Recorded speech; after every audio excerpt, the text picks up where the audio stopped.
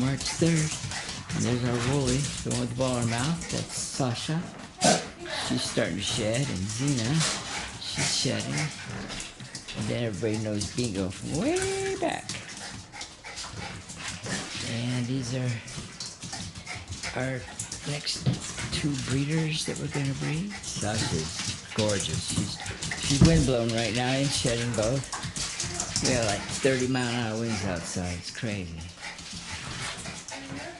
Sasha always has a ball in her mouth. I don't know how she does it. There she is.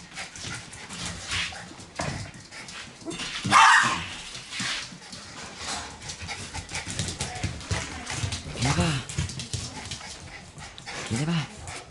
Hey, Xena. There they go.